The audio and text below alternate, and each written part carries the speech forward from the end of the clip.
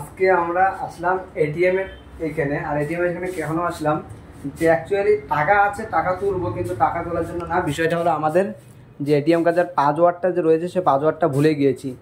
এইবার first time আমরা আসছি যে পাসওয়ার্ডটা চেঞ্জ করবো একাই দেখি পারি কিনা। তবে চেষ্টা করব, চেষ্টা করার পর দেখি পারি কিনা।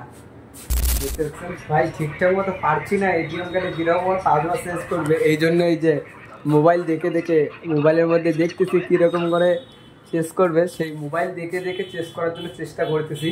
এইখানে একটা স্লিপ বার হয়ে আসছে, স্লিপটা দেখি, এই যে দেখতে পাচ্ছেন একটা স্লিপ বার হয়ে চলে আসছে এখান থেকে। এই স্লিপের পর এখানে একটা পিন নাম্বার আছে, এই পিন নাম্বার থেকে চেষ্টা করতেছি। তবে ইনশাআল্লাহ মনে হচ্ছে তো হয়ে যাবে, যতটুকু মানে দেখতে পাচ্ছি মনে হচ্ছে হয়ে যাবে ইনশাআল্লাহ। ফাইনালি ইতিমধ্যে আমাদের কাজ শেষের দিকে। এই যে এখন আমরা পিন দেখতেছি, দেখতে পাচ্ছেন। এইদিকে এটিএমের মধ্যে এসে এত ঝামেলা হয়ে গেলো, এতক্ষণ লাগলো বাইরে। এই যে দেখতে পাচ্ছেন আমার হাতে কত কিছু রয়েছে, কতগুলো বার হওয়ার পরে এই যে আবার বার করতেছি একটা। এই যে দেখতে পাচ্ছেন বার হয়ে গেল। ভাই আমাদের এই যে কাজ, এতটা কাগজ দেখে কি মনে হচ্ছে যে আমাদের কাজটা হয়েছে? না ভাই, কাজটা হয়নি।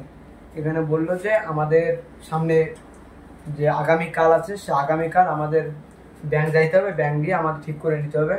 আমাদের যে সমস্যাটা আছে সে সমস্যাটা এমনি আমাদের ঠিক হবে না, সেটা বললো। তো আমি এখন কতগুলো কাগজ হাতে নিয়ে আছি। এখন এটা আর আশায় বেকার, আমাদের আশাটা বেকার হয়ে গেল। এখানে আসা মানে একদম, এইখানে এখন সমস্ত কিছু ডাস্টবিনের মধ্যে ফেলে দিয়ে যাইতে হবে আর কি। ঠিক আছে, চলো যাই, বাড়িতে চলে যাবো, আর বেশি লেট করবো না।